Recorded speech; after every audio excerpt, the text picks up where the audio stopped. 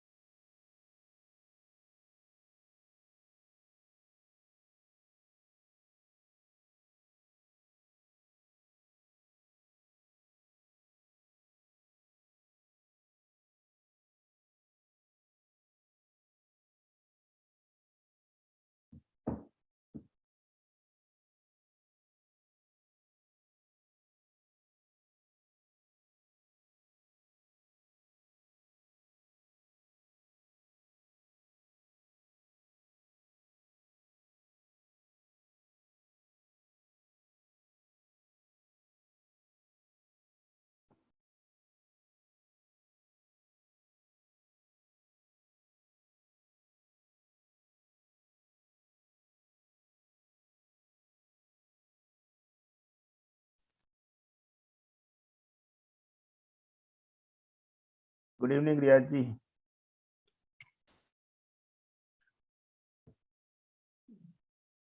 Good evening, sir. Can you hear me? Yes, yes. Oh, nice. So nice. My this one is visible properly, light. Yes, yes, properly. Because if I put the light behind me, there is a tube light. Probably there will be two. I'll try that also. Just hold on. Just see whether I have put on the light just behind. It seems to be okay, sir. No problem. Okay. So nice, so nice. So you have been made co-host, so you can share your screen also. So it's 6:30 already. So Sejal, you can start the presentation straight away so that we have more time with our speaker Kazi ji. Yes, sure, sir. So let me first start my screen sharing. Yeah.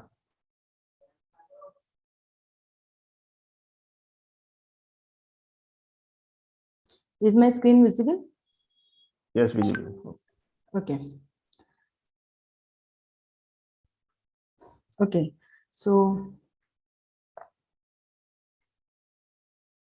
good evening, everyone. This is C.S. Sejal Agrawal from Ahmedabad, a practicing chartered accountant.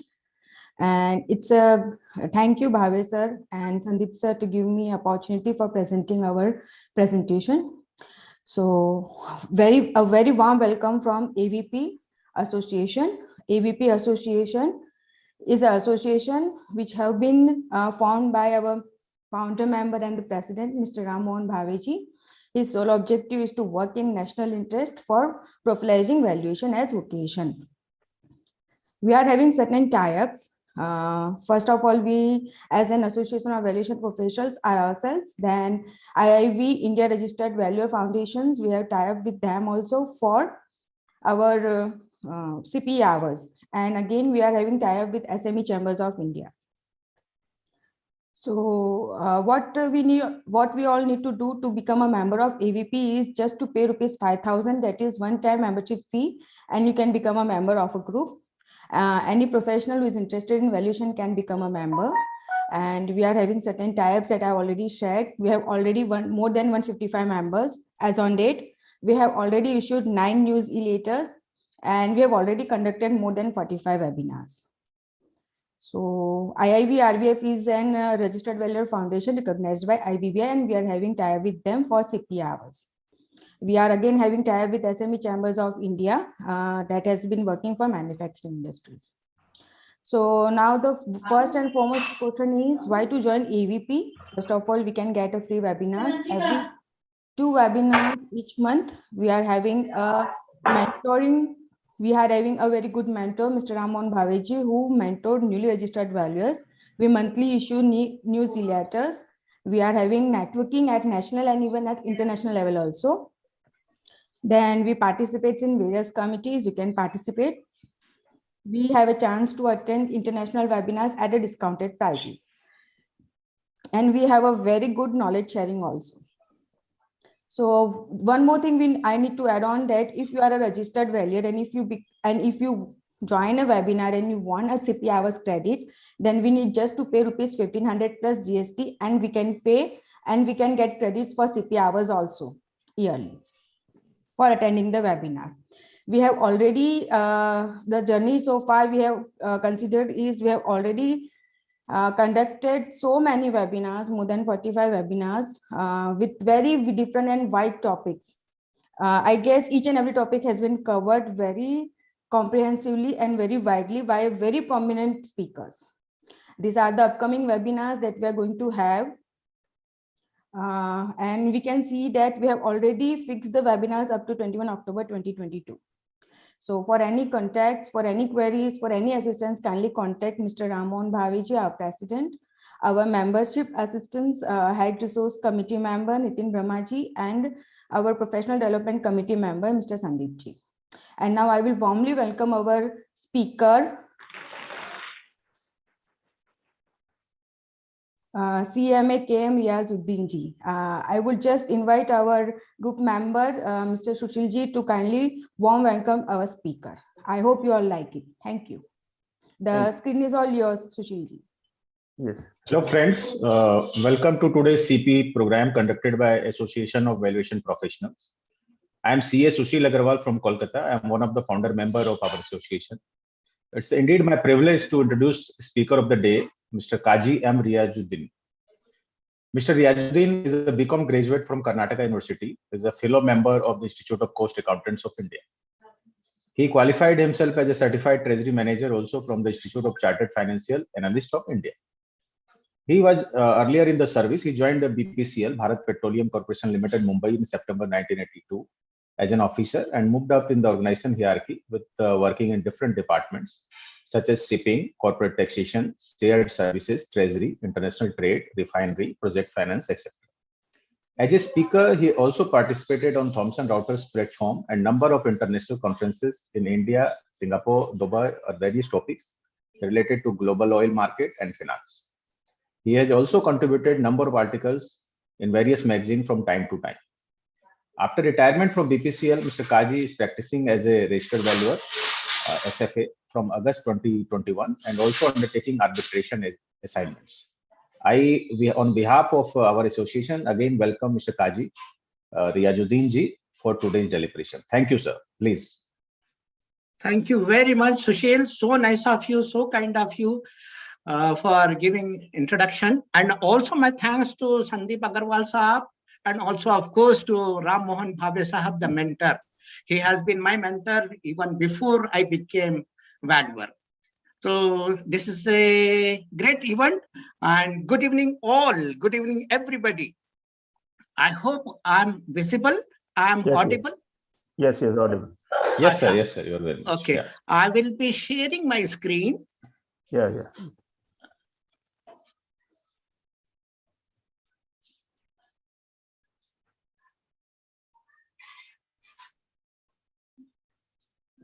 The screen is visible? Yes, sir. Yes, it's very much. Okay. So we proceed? Yes. The agenda of today's meeting or today's discussion is to examine the valuation aspects in Union Budget for the year 2022-23. First, we will examine the state of Indian economy and the way the directions and changes are taking and the speed with which changes are taking place in Indian economy as well as in global economy. Then we also will examine the sectoral impact of Union Budget, that is the impact on different sectors. Then impact of Union Budget on startup valuation, that is the choicest topic for valuers. Then also we will examine what is the impact on, goodwill and slump sale valuation. Mergers and acquisitions have been always our bread and butter. So that also we will cover slightly. And also we will check up what exactly have been the changes in the Union Budget relating to voluntary liquidation and cross-border insolvency resolution. And then finally, conclusion. But before doing that, I just wanted to make it this interesting. Sorry for the indulgence, but I just wanted to have just 2 minutes round of a simple quiz, just to know as to what exactly is the interest of all of us. Just 18 days have passed ever since our Union Budget has been, and what is our retention value of our memory, and also just want to know as to how much interest you have got in the subject. And we will repeat this, and some of the questions some of the answers to these questions would be covered in my presentation. And in case you have missed out on these answers, you will be able to answer. And then later on, again, towards the end, we will come back and see to what extent you have scored and whatever value addition I have done during this presentation. We will see. Now, within 2 minutes, just 10 questions are there. You can just take a paper, pencil, and then start writing the answers for question number 1, say the question B or C, D, or whatever is there is the right answer, or which you feel confident you write it. Then let us start now. Okay. Question number 1. Fiscal policy in India is formulated by RBI, Reserve Bank of India, Finance Ministry. Third option, C option, Planning Commission. Fourth option, SEBI, Securities and Exchange Board of India. Fiscal policy in India is formulated by RBI, Finance Ministry, Planning Commission, Securities and Exchange Board of India. Second question, First Lady to present Union Budget in India. A. Sarojini Naidu, B. Najma Heptullah, C. Indira Gandhi, 4. That is D. Nirmala Sitharaman. Third question, Chief Economic Advisor to Government of India presently is A. V. Ananta Nageshwaran, B. Raghuram Rajan, C. Krishnamurthy Subramanian, D. Arvind Subramanian. Fourth question is coming up. Analysis of external environment enables a firm to identify A. Weakness and threats, B. Opportunities and threats, C. Strength and weakness, D. Strength and opportunities. Question number 5. PM Gati Shakti consists of 3 engines of growth, 5 engines of growth, 8 engines of growth, 7 engines of growth. Question number 6. Cryptocurrency is legal tender and taxable, not legal tender and taxable, legal tender and not taxable, not legal tender and not taxable. I repeat, cryptocurrency is legal tender and taxable, not legal tender and taxable, legal tender and not taxable, not legal tender and not taxable. Question number 7. Union budget proposes correction. Some people admitting, I hope somebody is taking care. So question number 7. I hope somebody will be attending to admitting the people, Sushil or Sandeep sir. Yeah, we are doing it, sir. Don't worry. Okay. So question number 7. Union budget proposes correction of errors in 2 years' time by filing revised return, updated return, modified return, corrected return. I repeat, Union budget proposes correction of errors in 2 years' time by filing revised return, updated return, modified return, corrected return. Question number 8. Next 25 years period up to India at 100 is termed as Utsaha Kal, Chunauti Kal, Amrit Kal, Vachanbaddhata Kal. I repeat, next 25 years from now onwards till India at 100 is termed as Utsaha Kal, Chunauti Kal, Amrit Kal, Vachanbaddhata Kal. Question number 9. Highest allocation in union budget is given to which sector? Agriculture, defense, healthcare, infrastructure. I repeat, highest allocation in union budget is given to agriculture, defense, healthcare, and infrastructure.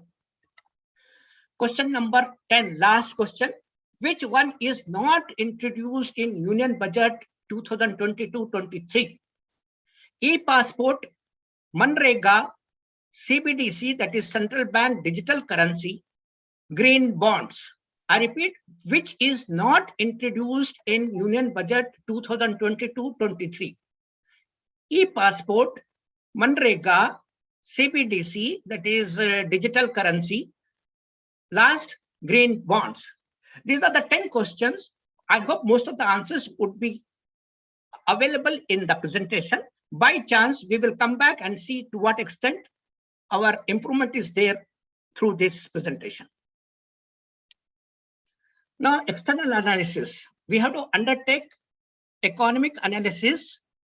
Any valuer, whenever he is doing valuation, in addition to the parameters which are already dictated in the valuation rules, starting with what should I say, the name of the company or the purpose of the valuation or different parameters. One of the thing is which voluntarily the person or the valuer should undertake for his own analysis, for his own benefit, is external analysis.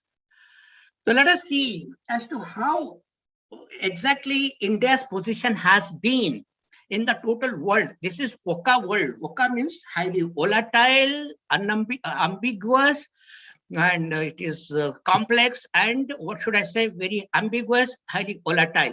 All these things, complexities are there in this world, and the businessman has to carry on the business in spite of all the uncertainties, volatilities, and then complexities and ambiguities.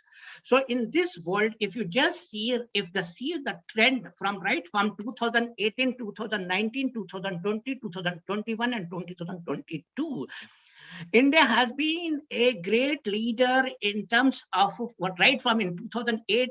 In case you just see the first column, the top ranking GDP growth has been of India 7.30, followed by China, and then all other countries 2.9 and below.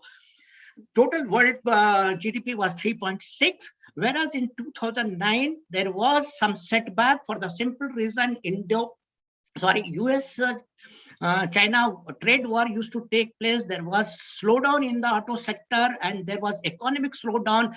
There was a recession to a great extent. That's all these things had brought down the GDP rate from 7.30 to 6.8. There was a contraction, there was a recession. So that is indicated in the GDP rate, but nevertheless, compared to other countries, India was ranking better. However, the year 2020 was the hardest hit for India, wherein we had suffered the heaviest amount of GDP fall, for the simple reason the pandemic or the coronavirus, it has the complete shutdown of the economy for nearly 3-4 months, and revival of the business was extremely difficult. So that is reflected in the fall of GDP from 6.8 growth to minus contraction 9, that is 9.0%. Of course, UK had noticed the highest amount of fall in the GDP. Overall, the world had contracted. Similarly, in 2021, there was some recovery to the extent of 9.20. Recently, whatever budget 921-22, this is the financial year, 9.20 is the GDP growth for this year projected. Whereas going forward for the year 2022-23, it is supposed to be between 8 and 8.5%. So I have taken 8.25 average figure. So even here, even this IMF also has endorsed 8.25 growth rate for India. So in the midst of all the Committee of Nations, India ranks as the fastest growing nation. This is already reflected here. The same thing slide is reflected as to how the downfall has taken place in the year 2020 for US, as UK and India, and how the reflection has taken place for 2022 and growth has taken place.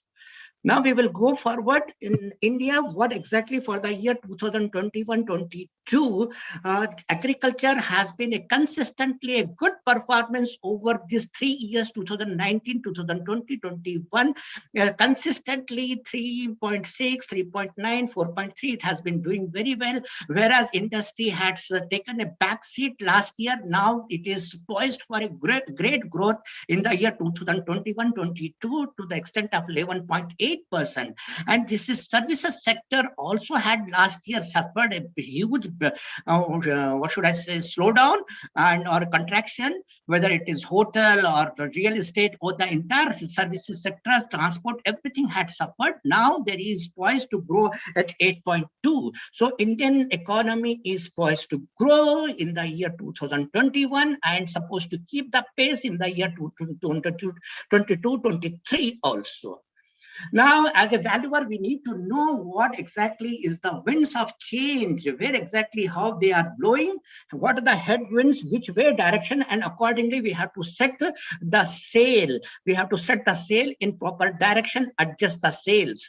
So that is the fundamental thing. So now if we just see how exactly the union budget is supposed to be, what exactly union budget is. It is a statement of account, annual statement of account of expenses and receipts, or government's expenditure and receipts. Simple statement has to be presented to the parliament. How much government is earning and how much it is expending on what items. But this union budget, which used to be supposed to be as per the constitutional provision, it is supposed to be a very simple document.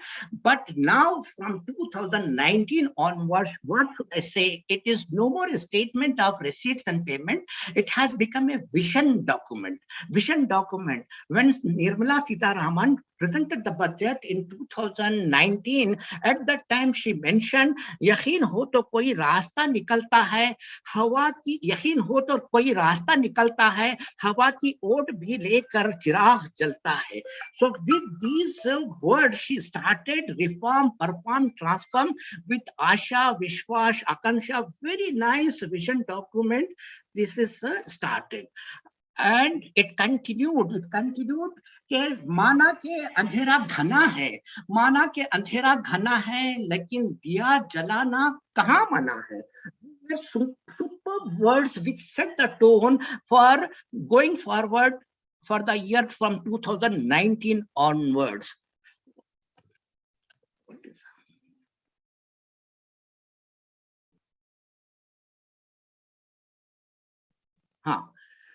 Now just see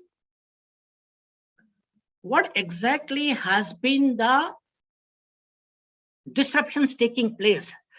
I should say from year 2019 or even earlier to that, there is a paradigm shift taking place during the last 7 years. There is a definite direction of disruptions taking place from the previous positions, from the previous economic status. I'm trying to take little longer time just to come out to the but the thing is, this justifies to understand where Indian economy is heading and what are the headwinds of change and what is the speed of these changes taking place. Old policy used to be of mixed economy. Now we have shifted to market economy. Old policy used to be concentrating on the commanding heights of the economy, that is public sector. No more so public sector are for privatization. It will be more important is business. Government doesn't have business to be in business. So accordingly, private sector would be taking the lead. Internal financing from completely internal financing, we are focusing now to mobilization resources from FDI, from external financing. Agriculture, which used to be a predominant economy sector of the economy, is no more the dominant sector. Now it is shifting to services. Services sector is becoming a predominant sector of the economy. Employment, giving jobs to the people from the government expenditure, that is no more the criteria of the government. Government wants to encourage entrepreneurship. Make your own money, go for startups, go for new eras, go for sunrise industries. So take the lead, build up your capability, and don't be coming out with standing in the long queues in front of employment exchanges.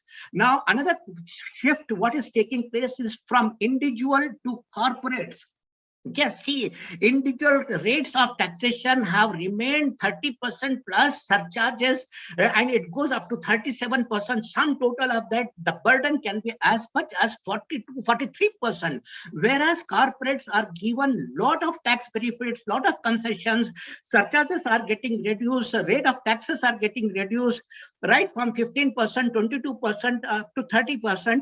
So depending upon this, but nevertheless, as corporates, you stand to gain, whereas as an individual, you are taxable at higher rate. Federalism, there is a move. This policy is moving from federalism, from union of the state to one nation. Now we will go to further ahead. One nation, one tax. That has been the motto, one, that is GST when it was introduced. Second came one nation, one ration card. Then came one labor return, one license, one registration. Then the next change came one nation, one market. Then one nation, one registration. One class, one TV. Then finally, one station, one product. These are the winds of changes taking place. Having seen these paradigm shifts, let us see as to what are the turning points in the history of this nation. When India gained independence on 15th August 1947, Prime Minister Nehru mentioned that we have tryst with destiny. These are the golden words. After that tryst with destiny, we have tryst with reforms on 24 July 1991. Because the Inspector Raj gone and then liberalization economy reforms started, and that process of reform, which was started by then Finance Minister Mr. Manmohan Singh, that set the pace for complete economic reform, financial reform, social, a whole lot of economy was liberated and a new era of liberalization started.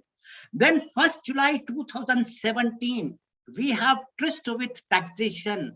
Tryst with taxation means GST. The whole India is covered under GST, from multiplicity of taxes to a one single tax, which subsumes so many indirect taxes. Now, 5th July 2019, when this government for the second term started, this I call it tryst with economy, because it started with a vision document, a vision of 5 trillion economy. See the amount of changes, how exactly the turning points are taking place. Then on 1st February, recently about 18 days back, when the finance minister presented the budget, it is called tryst with the digital era.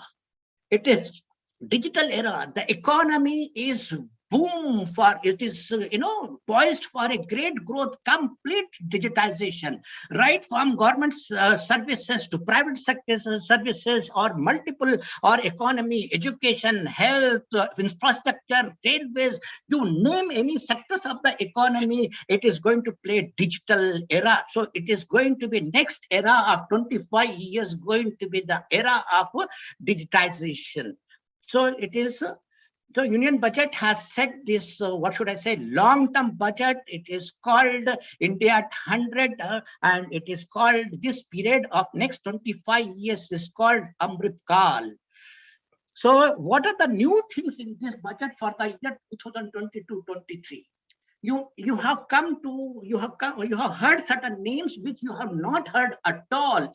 Earlier in other budgets, you were never knowing what exactly these terms were. Let me tell you, Amrit Kal, animation, AVGC. AVGC we never knew, or it was not at all talked in any finance documents. Animation, visuals, gaming, comic industry, blended finance, that is, of course, it is integration of, what should I say, public finance plus private finance. Then branding millet products, like bajra or makai, or sorry, there's ragi. These millet products which were never given that much importance, this time we are talking of branding and selling these products as very key products.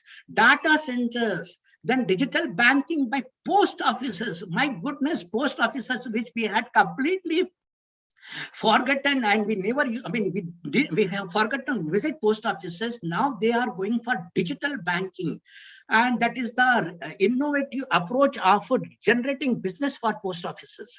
And then digital rupee, digital health, digital teachers. Just imagine you have never heard of digital teachers. Then digital skilling, digital university, all this started with the presentation of budget in digital tablet. This budget was presented not in bihi khata or not in briefcase, but on a tablet like this. She presented it, so digital tablet. So all these things, why I'm trying to say all this is completely digitization of the economy. So e-labs started, we have heard. Energy transition, e-passport, green bonds, Har Ghar Nal Se Jal, Kisan drones, we had never heard. Kisan also will be going for this type of technology. Parvatmala, that is for ropeway connection between one hilltop to another hilltop, or from one hilltop to down below to the plain area. Then source of source, my goodness, source of source we had never heard. So this source of source funding or borrowing. Then sunrise in opportunities, updated returns, that is for income tax filing after 2 years. In case you have made a mistake, you want to revise it, it is called updated returns. Then cross-border resolution. So these are the new terms which have come into, what should I say, union budget. Then we will examine what have been the impact of union budget in different sectors of the economy. I hope I'm going good pace, sir. Can you just confirm, or is it too fast, or is it? It's perfectly all right, sir. Perfectly fine. Okay. Yeah. Thank you. That also gives me to have a little bit of water, so that the heat what I'm generating, I also should have. You are really passionate about it. I can understand. So nice of you. Thank you. Thank you. Yeah. Now, although it is, what should I say, the biggest allocation, let me tell you, has been given to infrastructure sector. Almost, the budget has been increased 35%. It is $7.5 trillion. In spite of that, in spite of the biggest allocation for infrastructure sector, my own analysis is the heaviest importance or the biggest importance has been given in this budget to IT sector. Why? Because of the way I have said, digital budget, or should I say digital tablet, digital economy, digital university, digital teachers. Now you just see, for the first time, digital rupee is going to come into Indian economy. That is central board digital currency is going to be launched. This is something for the first time we will be talking. Then setting up of 75 digital banking units in 75 districts of the country by scheduled commercial banks. So there will be evolution of a digital payment system, and financial supports will be available. Focus will be given to promote platforms, that is digital platforms, which are economical and user friendly. Then end-to-end online e-billing system of all central ministries for their procurements. Whatever vendor is supplying, he will be able to activate, he will be able to access all his information through central e-billing system, or there is a separate software which central ministries have developed, and then entire procurement system of the government is completely available online, end-to-end, right from, what should I say, the selection of vendor, registration of vendor, till the final payment, till the last bill. The entire process can be tracked for any government machinery, and also probably this could be extended to state governments also. Such a vibrant, what should I say, change is going to come. Already it is there, but it is going to be further enhanced capability.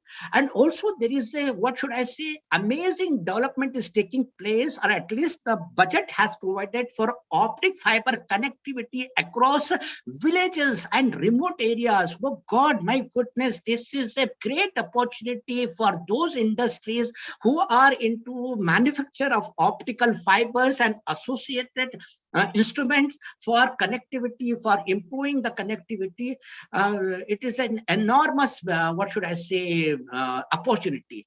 So these are the headwinds which are taking place. Data center and energy storage systems, they are going to be considered under the category of infrastructure, and under the infrastructure category, if they are classified, they are entitled to certain financial benefits, or benefits under concessional rate of interest. So those things, data center, those who want to set up, or those who want to manufacture, or energy storage system, so these things will be classified under infrastructure, and accordingly they will be entitled to the benefits of infrastructure financing. E-passports with the embedded chips. So no more you'll have to carry, what should I say, the passport. It will be e-passport, complete tracking of your movements, and then technology. Absolutely, it will be an amazing thing. Completely, India is going way ahead of all other countries, rest of the emerging countries, and probably it will be a leader in types of implementing this type of scheme for immigration and for international travels.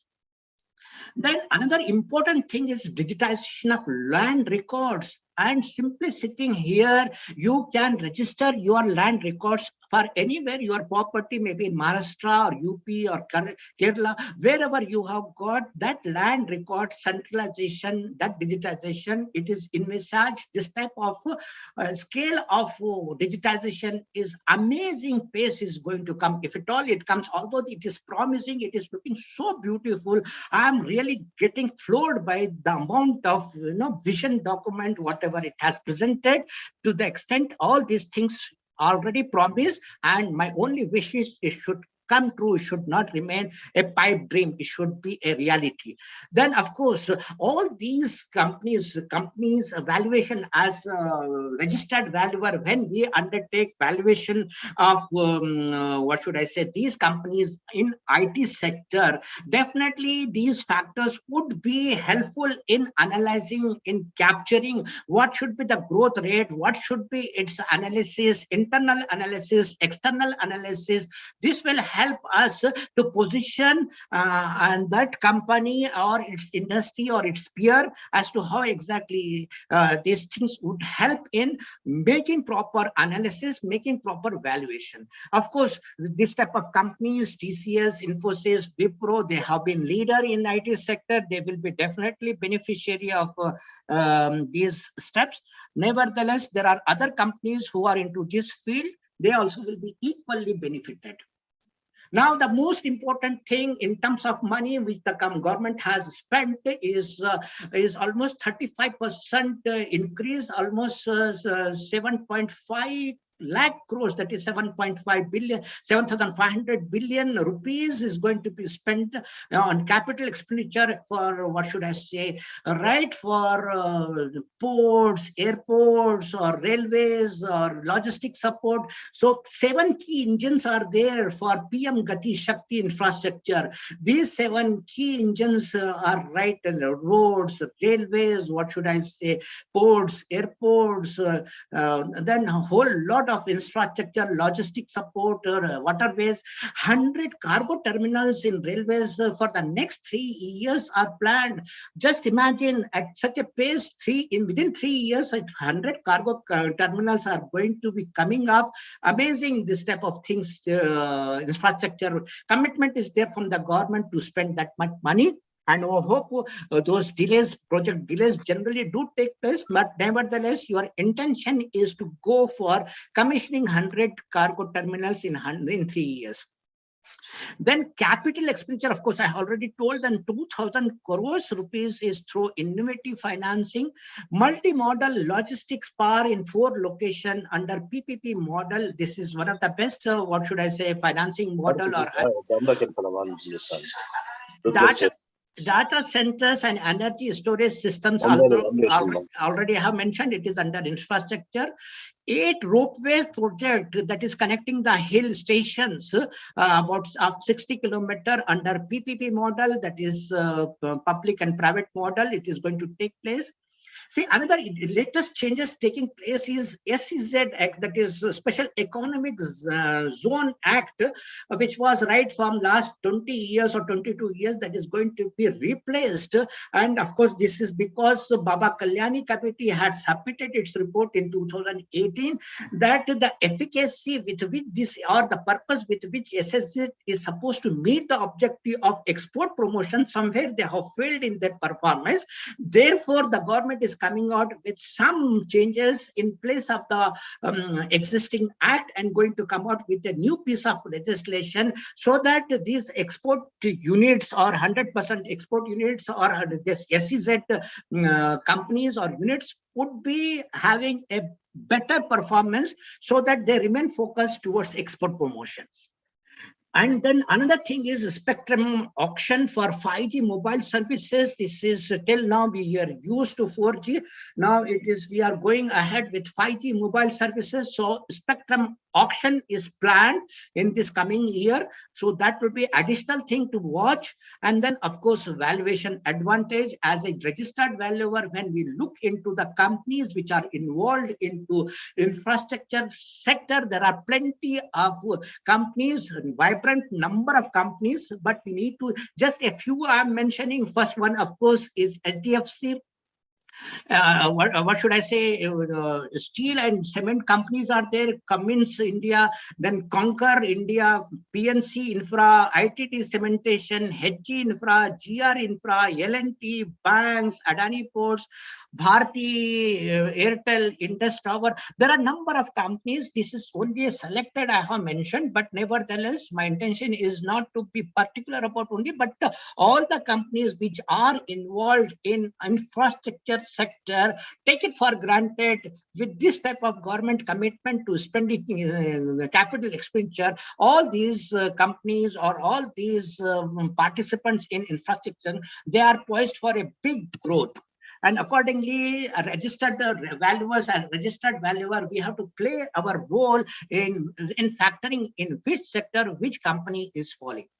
Railways also is poised for a great growth, and then it is trying to give a lot of facilities and connectivity with the small farmers and also SMEs sector, and integration and postal and railway for smooth movement of cargo or smooth movement of parcels.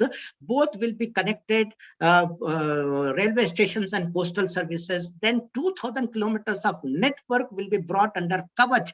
Kavach is a protective, what should I say, technology for anti-collision between the railways. So this will be augmented through Atmanirbhar, that is world-class technology from indigenous sources, that is for capacity augmentation. About 2,000 kilometers is a big network. Then of course 400 Vande Bharat trains in next 3 years. Just imagine 400 trains going to be manufactured in 3 years. Amazing target. I wish this comes true. Looks to me, it looks like a dream, but a dream, one has to move towards that direction. Even if half of that is met, I think it will be really great success, because considering the difficulties in design, layout, the quality of infrastructure inside the train, it requires high degree of project coordination between different players. A great intention is superb intention. Let us hope it comes true. 400 Vande Bharat trains, let us hope in next 3 years. Then 100 Gati Shakti cargo terminals for multi logistic facilities. My goodness, in next 3 years. So this is also another. And model connectivity, mass urban transport between railway stations and just in time delivery, so that you bring down your logistic cost. Amazing, sir. Amazing, it looks so, what should I say, fairy tale, but these are the visions. And in the vision, if you work, probably one day or the other you would reach. If not in next 1 year, 2 years, at least in 3-4 years, definitely you will come to that level where multimodal connectivity between mass urban transport, the way you see in Dubai, you see in Singapore, or you see in European countries, how exactly multimodal urban transport system works, probably here in India. The moment you walk out from the metro station, you will be having bus service, and from there you go to the railway station, you will have different sectors, and you go to the waterways. So all these things will be logistic support. Then integrated postal and railway, already I have talked. And valuation advantage as a registered valuer, when we are examining railway sector, definitely we would consider IRCTC and then ICF or integral coach factory, or Titagar wagons, or Siemens. All these are the favorite, or should I say, they are the advantages in a great advantages. Shall I go ahead to auto sector? And in case anyone feels like interrupting me, can interrupt me. Absolutely no problem. Hope I'm going well. In fact, sir, let me confess. Yes. Yeah. When my colleague narrated to me the topic for today's webinar, that's valuation perspective budget related to budget, I was initially wondering, I was in fact searching in the budget, where is the valuation, whether there is any act mentioned in the valuation of valuation in the budget or not. Then suddenly, it clicked that the entire budget itself is a nightmare for valuation professionals. Yeah. So I really liked the, that topic chosen by you. So thank you for the topic, and you can go ahead, sir. This thanks to the opportunity given by Mr. Ram Mohan Bhave. He had told me about 3-4 months back, and then he gave me the allotment. You speak on this union budget. I value his opportunity.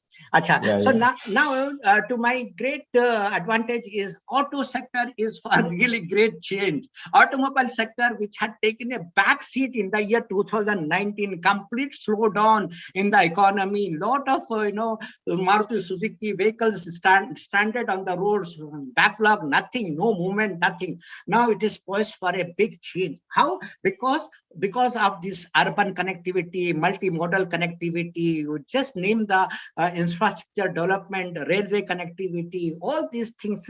It is towards public transport. More and more emphasis government wants to give to public transport and come out with clean energy or clean environment. So therefore, giving lot of importance to EV vehicles or electric vehicles. Probably fossil fuel vehicles like petrol, diesel driven would be phased out in matter of another 5 years, probably very few. I was surprised in a small town. I have come here, then I found that EV auto rickshaw is available. My goodness, and it is going so smoothly. Next to it, you will not even come to know. In Navi Mumbai, when I am going on the road, from behind the bus is coming, electric bus is coming. I will not even know even one fraction of sound. So beautifully, it is pollution free, noise free. So that is going to change. EV vehicles is going to be, order of that day. All this petrol, diesel, petrol driven or diesel driven, probably it will come down. And another advantage what government is trying to give is battery swapping facility, so that interoperability standards will be formulated. Government is coming out with a policy so that this battery swapping will be taking place instead of battery manufacturing or charging everywhere. Then the private sector will be encouraged to develop sustainable and innovative business models for battery as energy or energy as a service. So it will be considered as a service, battery or energy as a service. This is a separate topic by itself. This will improve the complete ecosystem of electrical vehicles. Of course, battery related companies will be in advantageous position. The registered valuer has to keep track of the new entrants into the automobile sector, whether it is Tata Motors who are going in for, or even TVS, Sundaram, or Maruti Suzuki, any automobile sector. The speed with which they are shifting from fossil fuel vehicles to EV vehicles, there the future lies, and accordingly valuation will undergo a change for those companies where the business model has accepted the presence or the development of electric vehicles. Real estate sector, of course, is everybody wants more and more, but the thing is, let me tell you, in real estate sector, it is under Prime Minister Awas Yojana, especially for rural areas or urban areas. 48,000 crores of rupees government has allocated, so for the eligible beneficiaries in the year 2022-23. And this is going to lead to reduction of time required for construction. See, the thing is, they want to come out with a policy so that clearances from different departments will be eased, and the builder will be able to undertake construction of affordable housing houses. The houses which are under the affordable housing, those people will be facilitated for with least amount of difficulties, or ease of doing the business would be enabled. Then allocation of 60,000 crores for setting up a concept called Har Ghar Nal Se Jal. So that is for the households. So such a big advantage is going to come. So irrigation, apart from irrigation or the pipes manufacturing, whether the steel, the pipes which we PVC pipes or whatever other pipes are there for pipelines for laying down the null, the water systems, those companies which are into financing of real estate would be definitely benefited. Let it be HDFC or LIC Housing Finance or Canfin or Supreme Industries or Aavas Finance. These companies which are into real estate financing would be having a better, what should I say, advantage. Now, as a registered valuer, we go for CAPM models or WAC, WSCC and CAPM. Okay, that is for ascertaining our, what should I say, the cost of equity or cost of capital or cost of debt. One of the thing is what exactly is the beta of the company and what exactly is the risk free and what is the market, what should I say, premium. So market rate of interest. So if you just see, let me tell you, the global changes towards the interest rate, which used to be always falling, and it was coming from US Fed rate, which used to come from 4% to 3% to 2%, right from the year 2010 or so. If you just monitor, it touched down to almost 0.25%. To such level it had gone, US Fed rate. Similarly, Indian economy also, our rates also had come down, repo rates or bank rates, everything. However, because of this impetus on infrastructure, huge amount of expenditure going to and borrowing deficit between government, what should I say, in fiscal policy of the government, of course, is determined by Government of India. Monetary policy is determined by RBI, and RBI, of course, tells about monitoring the, what should I say, bank rates, whereas the government tax policies wants how much expenditure to be made, how much income to be earned through taxation. That fiscal policy, under that, if you just see, because of the government borrowing program, huge amount of almost 14.5 lakh crores, almost 15 lakh crores of rupees is envisaged or it is planned to be raised from borrowings. If such is the rate, the moment the market has come to know the yields on government securities, that is 10-year bond, has started increasing. I have taken, sorry, from this side to this side. This is the latest rate and this is the oldest. In the year from 2021 to 2022, in the month of February, from January 2001 to then to February to till yesterday, till today, see that there is almost increase of 100 basis points increase in GSEC rates of 10 years bond. Now, this is the risk-free rate of interest. When we calculate, we will go by this information. This is the latest information, and as things stand in the days to come, probably this is poised for further growth. This is the, for valuations, for registered valuer, the choicest thing is startups, because startup valuation is the valuation which has been subject matter of great deal of discussion and great deal of, what should I say, our skills, of our knowledge, and it is a great test as to how to value a startup. Valuing a listed company, absolutely no problem. Valuing mergers, acquisitions, little problem. Valuation of unlisted company, problem is still there. But valuation of a startup is the greatest number, of the highest or the most painful area. So here you have to be accurate, how you have to be, your judgment comes into picture, how best you can make it. Now let us see in startups what exactly have been changes made by the government or in this union budget.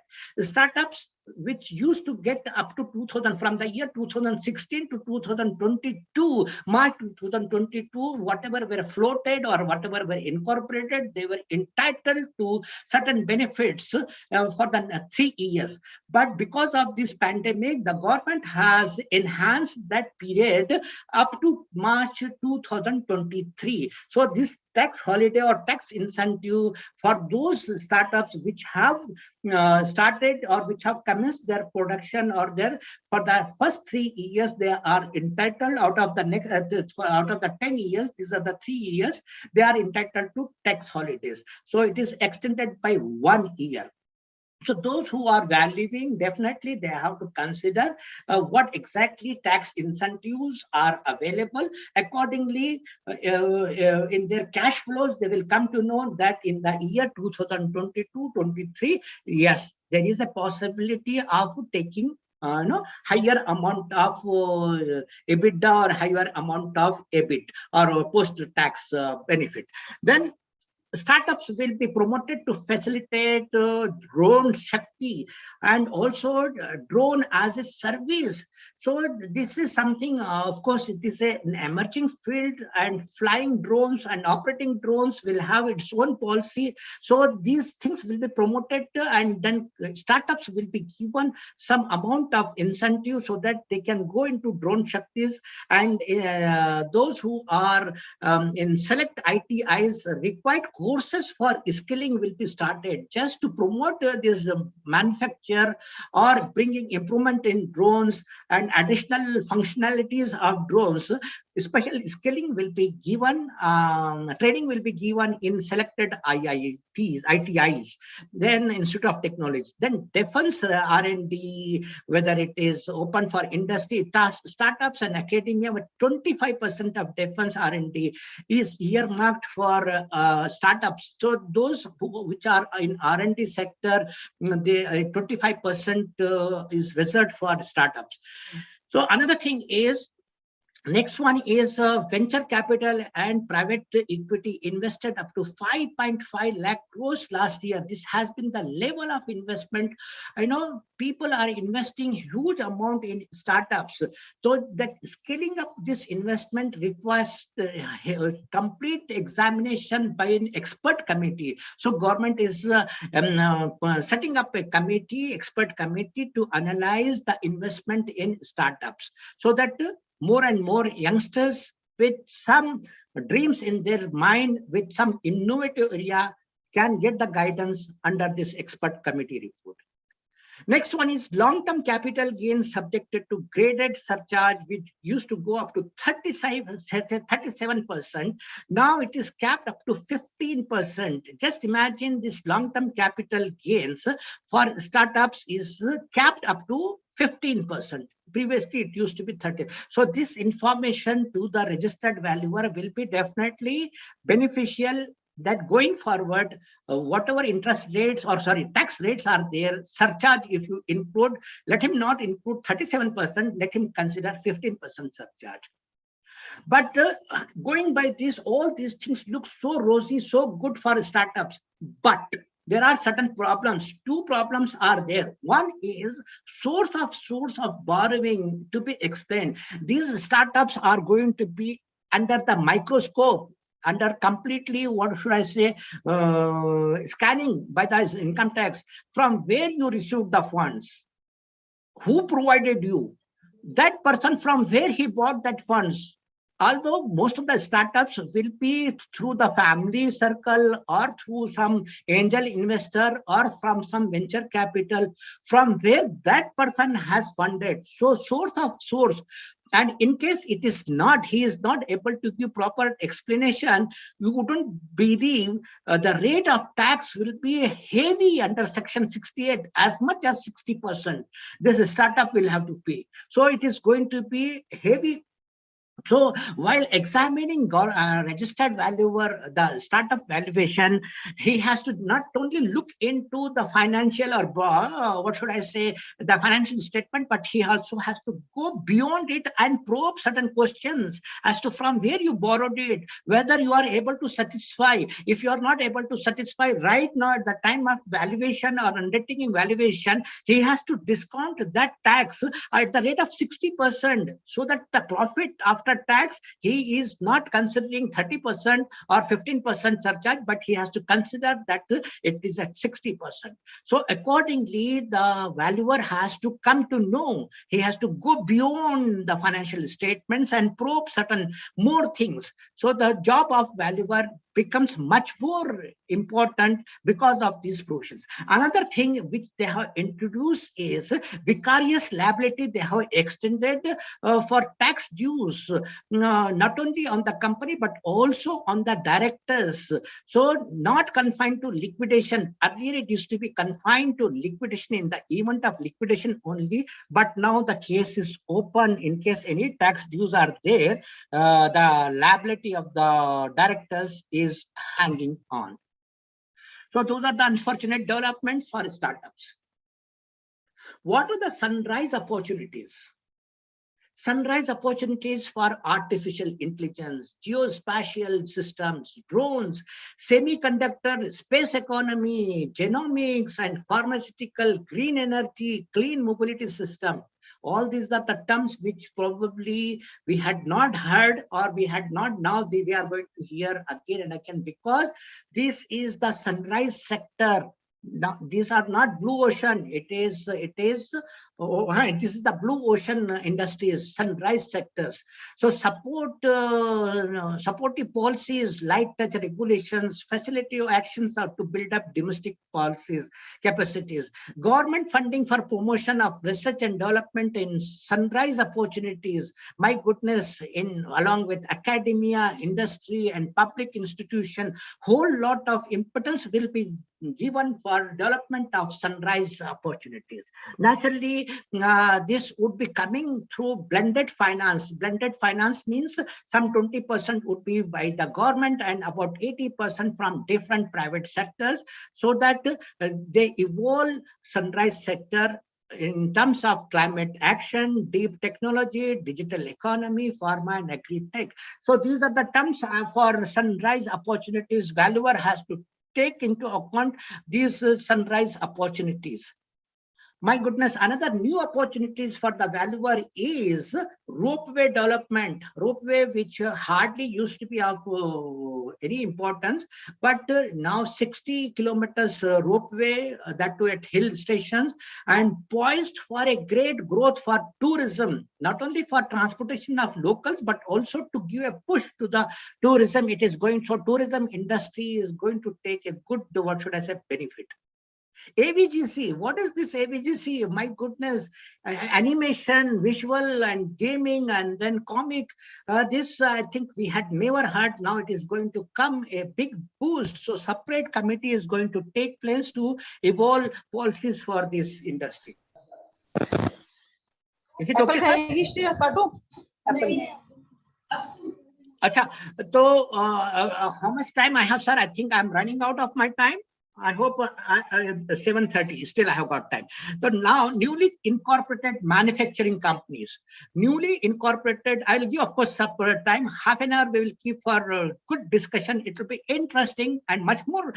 These are the, what should I say, telling the sector wise impact, but we will come to the main things where valuer is going to play a role. Newly incorporated manufacturing companies, the companies which are newly coming up, they are going to be taxed at 15% tax.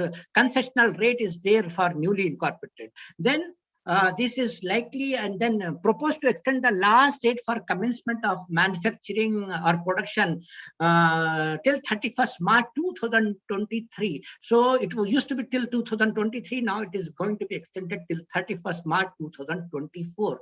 So when valuing the newly manufacturing company, we have to consider the tax rate at 15% for the next 2 years. But the thing is, these are another what should I say, unpleasant development which is taking place is foreign dividends now are under ambit of tax. Certain Indian companies which are holding some subsidiaries in foreign companies, when they repatriate dividends, those dividends which used to be at a concessional rate, now they will be fully taxed at 30%. So this will be a drain on the income from foreign companies or foreign subsidiaries. to the Indian companies. So those Indian companies which have got this source of income while computing the benefit of taxation, or sorry, the impact of taxation, the registered value will have to consider the impact of this new provision on foreign dividends receipts of companies having investment in foreign subsidiaries. Now, this is the crux of where our valuer has to play a great role. All these things we have analyzed of impact of different sectors. Now, in the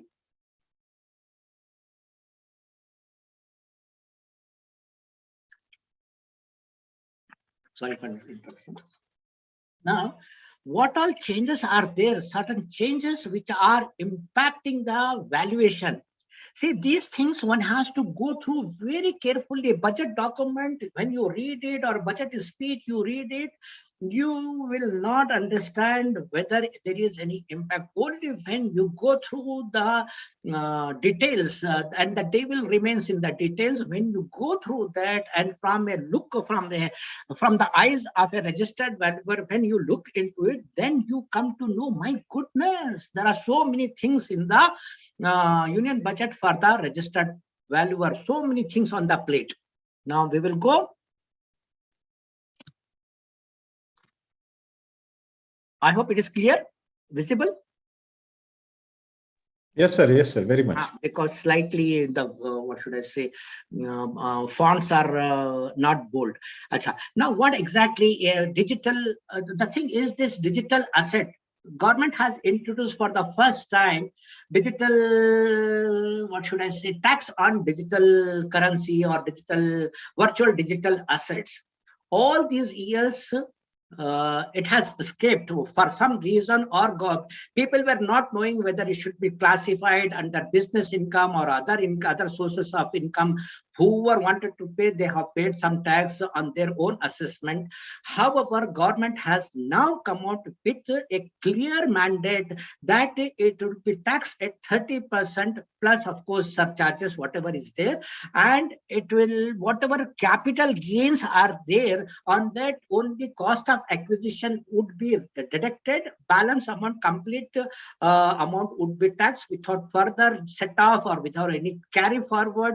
So the entire amount of virtual digital assets, whether any transaction has taken place from one digital asset to another, on that transaction TDS also will have to be detected. Or when any person wants to give gift of virtual digital assets, that gift also would be taxed in the hands of recipient at the full rate of 30%. These things have come into force. But let us examine what exactly virtual digital assets.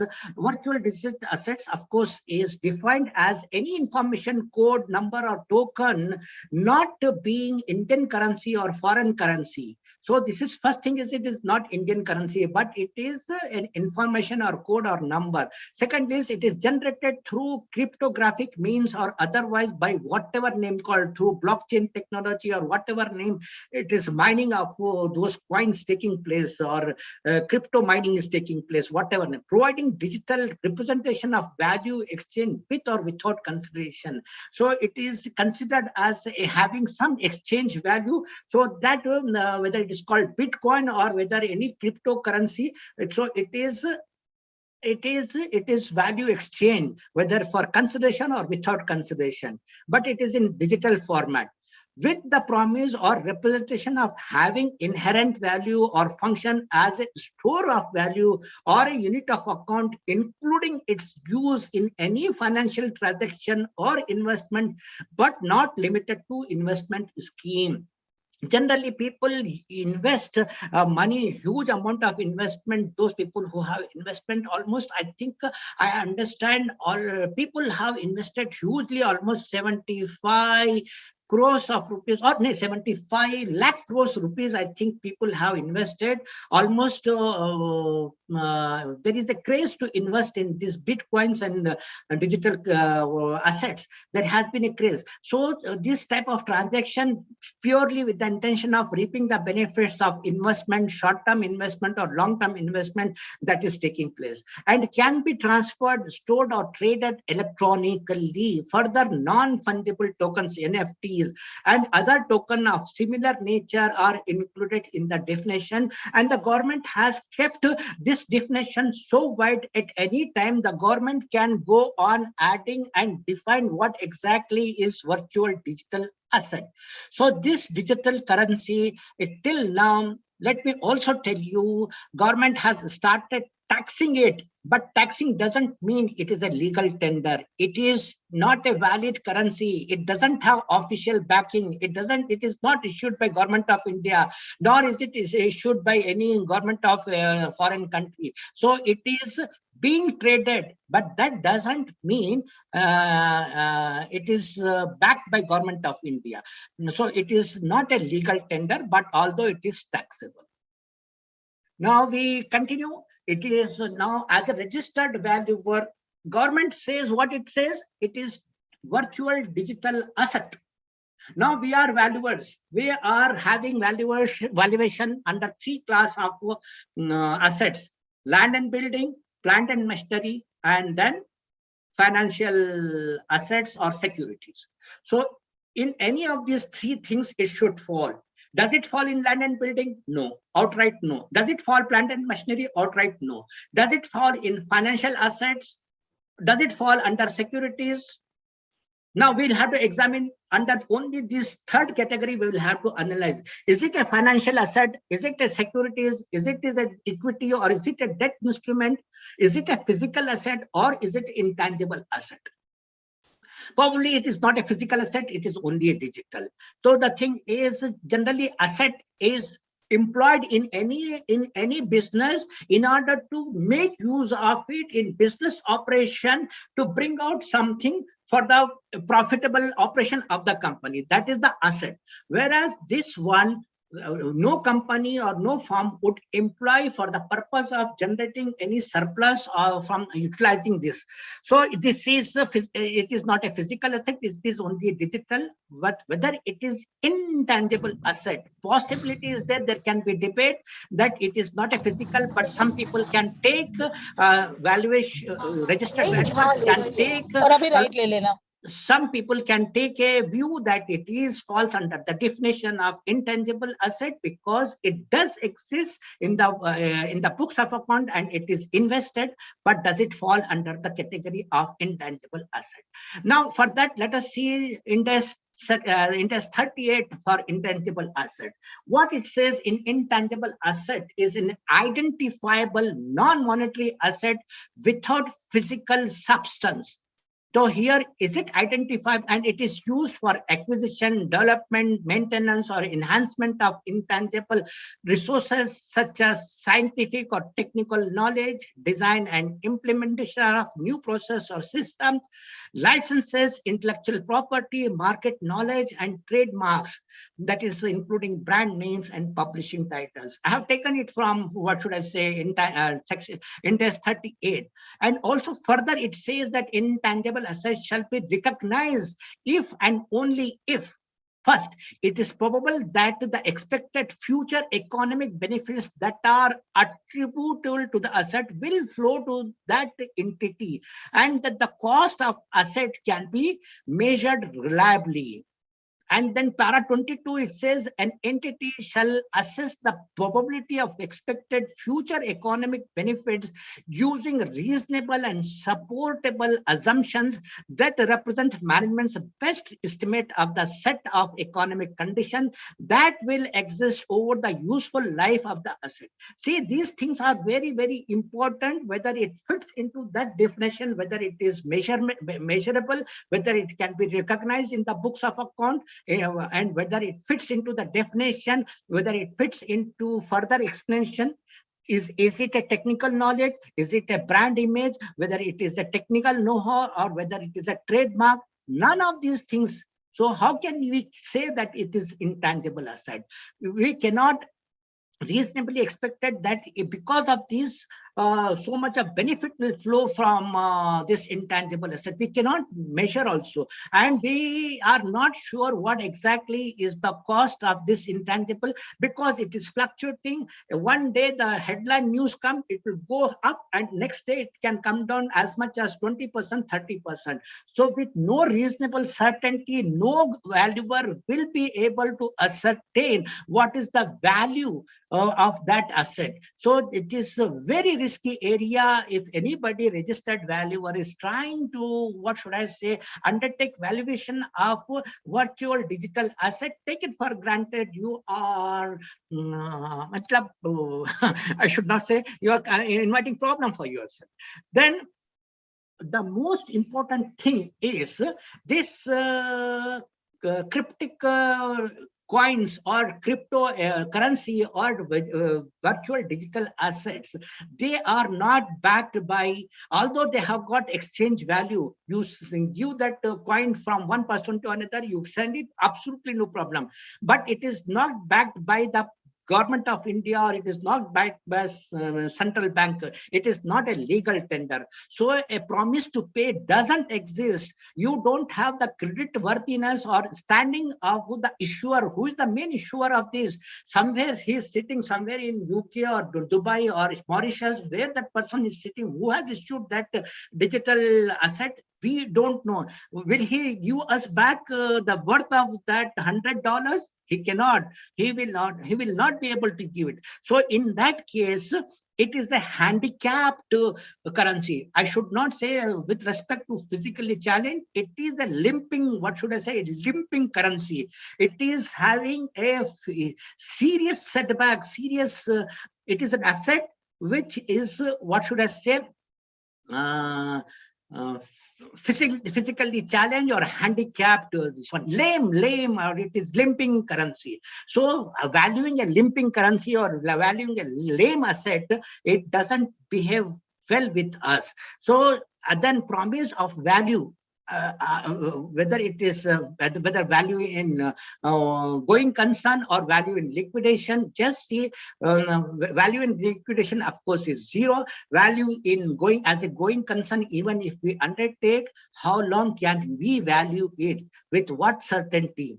So therefore, personally, even if you apply cost method or market method or income method, or even apply DCF method, you take the cash flows of this one, how much you have invested, what cash flows you are going to gain from this, nobody knows. But neither it gives dividend, nor it gives interest, nor does it give any other benefit.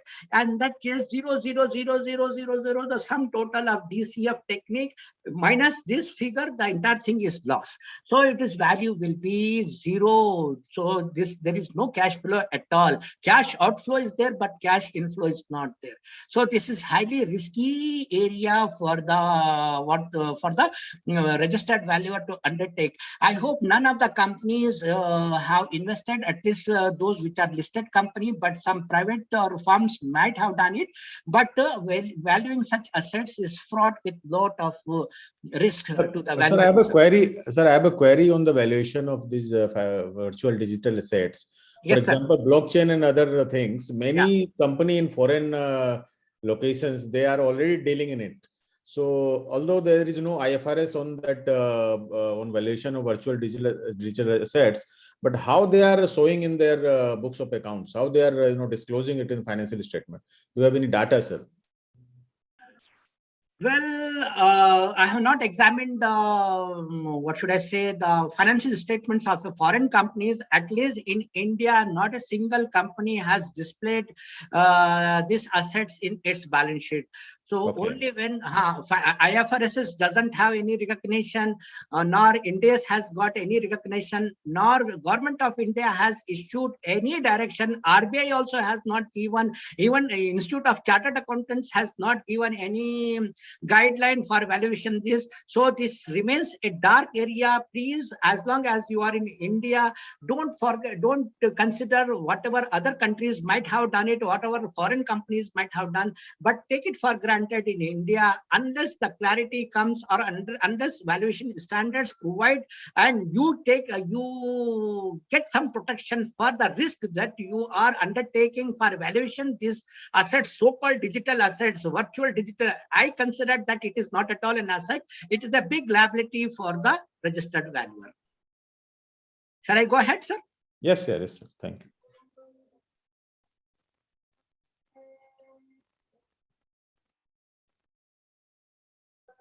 It's not moving. Oh, sorry. In fact, sir, I was reading an article by Deloitte on this virtual valuation of virtual assets. And what they opined that since there is no IFRS on this, so it has to be valued as per valuation technique, which is the least available, latest available, the sale price of that asset. So in fact, where accounting standard is not there because valuation has no prescribed mechanism to value. It's only on your assumption you are valuing, subject to whatever is recent available. So they have said that they have just opined that it should be valued at the latest price available in the valuation domain. So you can say so.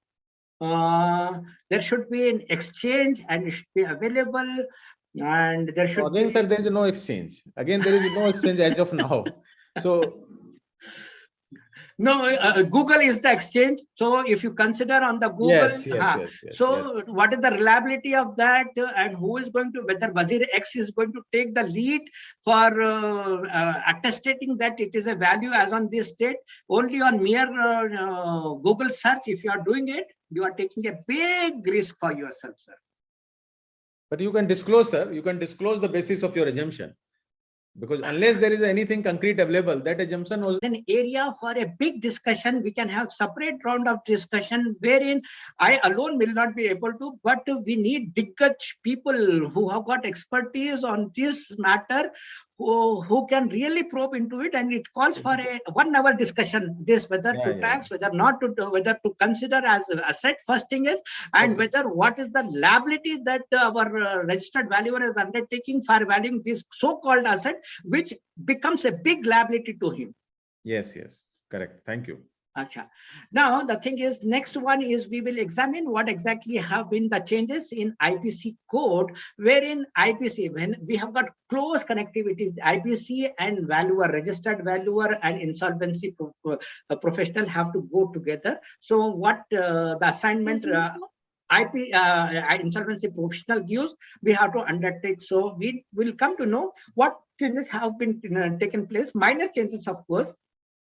So necessary changes going to be made in IPC code to enhance the efficacy of resolution process.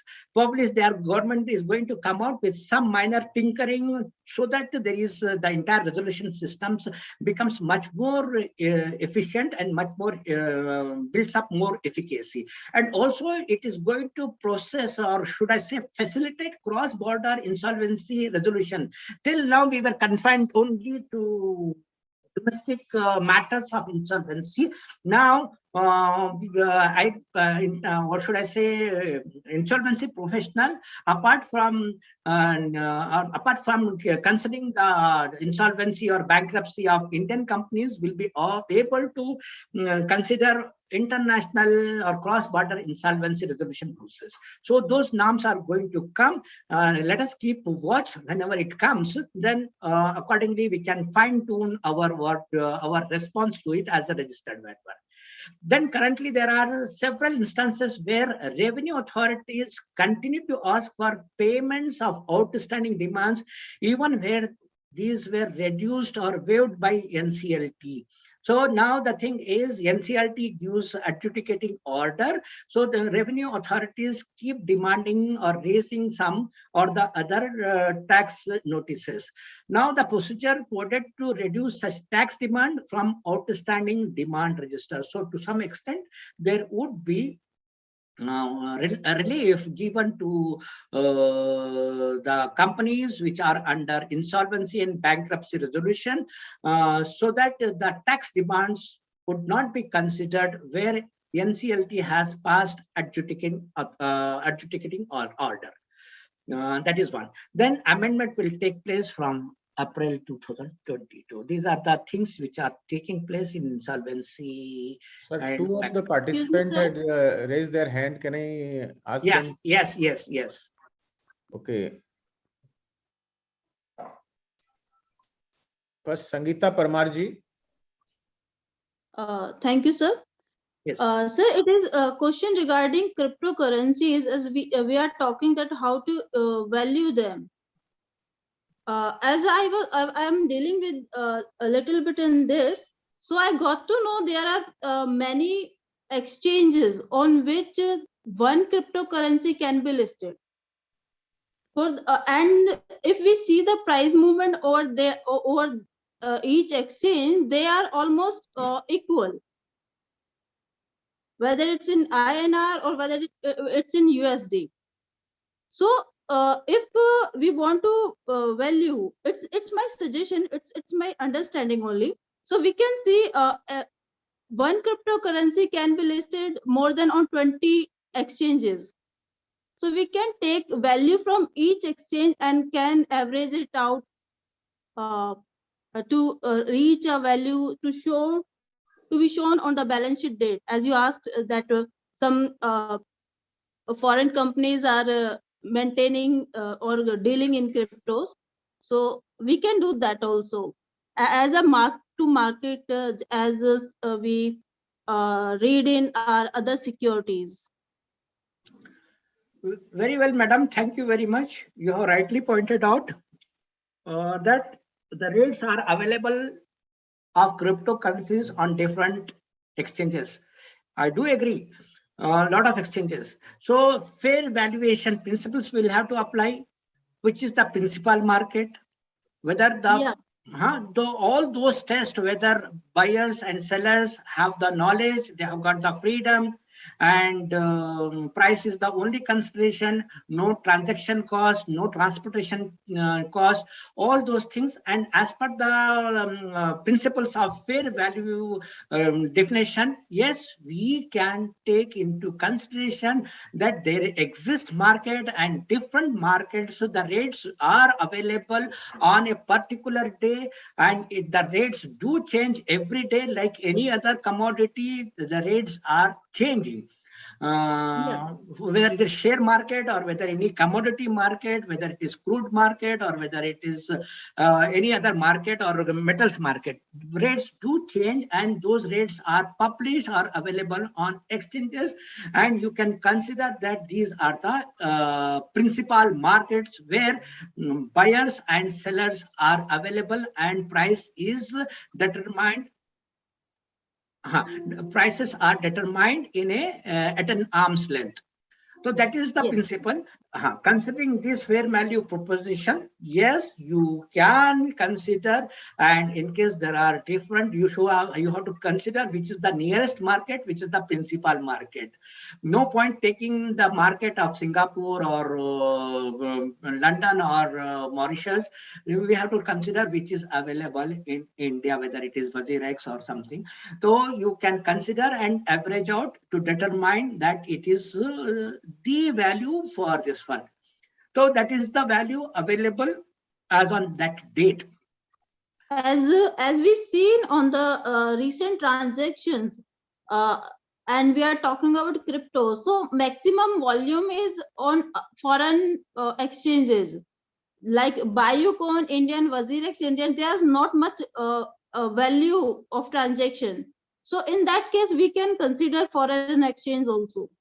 First class, you can consider volume, maximum volume is there. Okay, where the volume is high, where the buyers and sellers are at arm's length and they are free to enter, they have without any restriction, those conditions of fair value, you can definitely consider that as the principal market.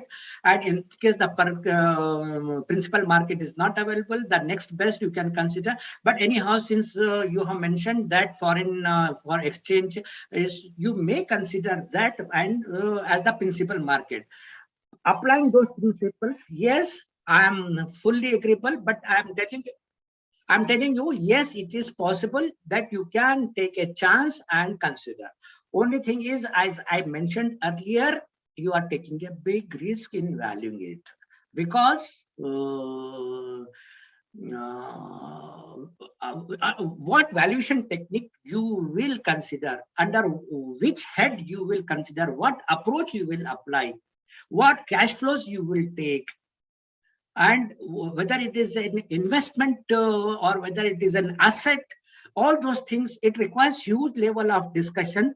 And as I told you, madam, it does require separate discussion. It is at infancy stage, let me tell you, because just 18 days back, this virtual digital assets government has announced, although it is taxable and it seems to be gaining government blessing, but it is not a digital, it is not a, what I still consider, strongly say that it is not a legal tender. And it may be having value 34 lakhs rupees, 47 lakhs rupees one coin. But to me, it appears that let us restrain ourselves for valuing for some time, especially youngsters. Of course, youngsters do try to take the risk, but risk at what cost? Let us analyze ourselves, then we will take a call. And in case, in turn, for valuing 100 bitcoins, in case your compensation is 10 coins, definitely you can take that risk. Otherwise, it is a big risk. Sorry so it is because I'm giving a disappointing answer for the simple reason I'm myself not sure whether tomorrow if somebody tells me to undertake valuation, point blank, probably I will say no. That is my answer. So because of that, when I cannot myself not sure, I cannot guide you to jump into those things.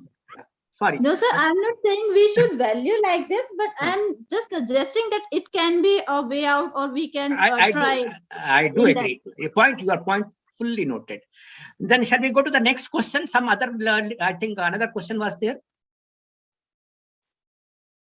Sushil sir? No, I think that person has put down. Acha. Then next one is favorite for us is merger and acquisition. So some changes have taken place in this union budget. Validity of proceedings made on the predecessor during pendency of reorganization. Reorganization of any company which is taking place, maybe amalgamation, merger, demerger, whatever name it is called, acquisition. Whenever it is taking place, previously it used to be considered that proceedings which have been started on the previous company or predecessor are no more valid. But now the thing is, the new change what has brought, in case proceedings have started and because of that some tax liability is there, it will be binding on the successor, whoever is taking over. So this thing is going to take over. So the registered valuer has to take into account whether there are any proceedings pending at the time of merger, and successor will have to bear that cost. This amendment will be effective from assessment year 2023-24. Window for filing modified return by successor entity. So the successor entity will have to submit income tax return, and that modified return he has to file within 6 months from the date of the final order given by the adjudicating authority, whoever the merger the proceedings have taken place for merger acquisition, and they are subject to a long period of dispute. Finally, when the final order has passed, within 6 months from that date of the order, they have to file the income tax return and make the payment. This amendment is effective from 2022 April. Then another change is goodwill valuation. Of course, as intangible, we undertake valuation of goodwill and slump sale. So goodwill reduction. So goodwill, already last year, some Finance Act has made a provision. A reduction of goodwill from block of assets would be considered now as transfer. So accordingly, it would be taxed. So earlier, it will be from the block of assets without any depreciation. If there is, deduction towards goodwill, so there will be taxed accordingly. So it will be considered as transfer. Then Section 50 of Income Tax Act, reduction of amount of goodwill of a business or profession from the block of assets in accordance with Section 14 shall be deemed to be transferred. It is retrospectively, retrospectively effective from 1st April 2021, because that Finance Act of 2021 has introduced that concept of reduction of goodwill from the gross block assets. However, that time it was mentioned as sale. Now it is mentioned, it is treated as transfer, and accordingly, being a transfer, it would be taxed. Slump sale, when you are selling the block of assets without assigning value for each assets, then that lump sum sale is called slump sale, and that would be considered as transfer, and accordingly it would be viewed, it would be assessed, and then it has to be assessed by a registered valuer applying the principle of fair value. I think with these things, what is the time now? I have 8:03, another half an hour. So I think I have come to the end of this. So let us go back to the quiz, whatever we had. Shall we go back? Is it okay, sir?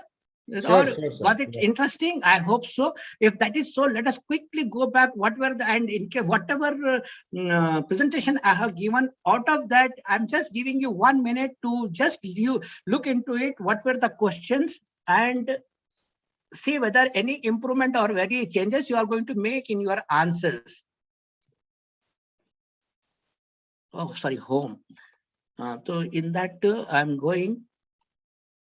So first one was fiscal policy in India is formulated by RBI, Finance Ministry, Planning Commission, Cep. The right answer is RBI. Fiscal policy is the Finance Ministry. Finance Ministry is the right answer. B, it is B. Then first lady to present the union budget in India. The correct answer is Indira Gandhi. very good. You can say any other person also can join. Then the third question is Chief Economic Advisor to Government of India presently is A. Ananta Nageshwaran. That's right. Yeah. These things have come recently, so accordingly, analysis of external environment, that is external environment analysis of a firm, it helps in weakness and threats. Sorry? It's B, sir. Opportunities and threats. So nice, so nice. That is the right answer. In fact, sir, I would like to answer it differently. In fact, all four are important for any firm for external environment. External, that is for internal is our strength and external also, sir. You today is in today's India is a global India. We are looking for opportunity outside also. Why only for negative perspective? Why not positive? This is the question which had appeared in valuation examination. Therefore, I have put it. Okay. Then PM Gati Shakti consists of, right answer is D. Right, 7 engines. I had told in my presentation also. Then cryptocurrency is legal tender taxable, not legal tender taxable, legal tender not taxable, B. not legal. B. The B, not legal tender and taxable. Superb. Thank you. So nice. Then Union Budget proposes correction of errors in 2 years by filing revised return, updated return, modified return. Updated return. Yeah. Updated return is the right answer. Yeah. Then next 25 years period up to 100, India 100 is termed as Amrit Kal.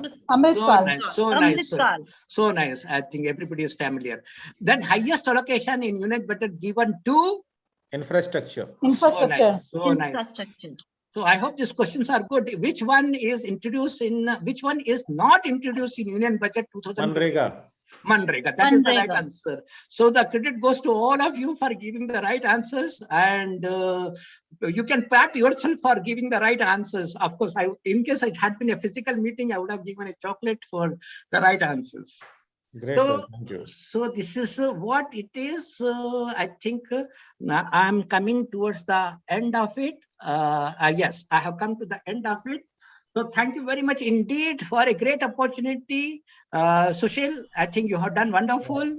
Monitored very well. Now I request my friend Mr. Mayur Desmukh to please present hearty vote of thanks to Mr. Kaji. Yes. Hi all. It was indeed a great session from CMA KY Riyazuddin sir. Thank you for taking your time from your hectic schedule and joining us today. It has been a great learning about the valuers, how do they need to focus on the new e-bills and the digital budget which we had this year. I hope every one of us have learned a lot in today's session, and I will be personally getting in touch with you to know more things. Thank you, sir. Thank you for helping us to understand all these new concepts. Thank you, Over Mayur. to you. Thank you very much. Thank you. Thank you, Mayur, and thank you, Riyajuddin sir, for your kind presentation. Thank you all the participants for coming here and enjoying the session. Thank you very much. So good night to all of you. Thank you. I'm happy it ended by 8. Good. Yeah. No, around 20, sir. In fact, there was 20 people. Acha, good. Thank you very much, sir. Thank you, sir. Thank you. Thank you. Thank you. Thank you. Good night. Thank you, Good night. sir. Good night. Thank you. So nice. Good Thank night.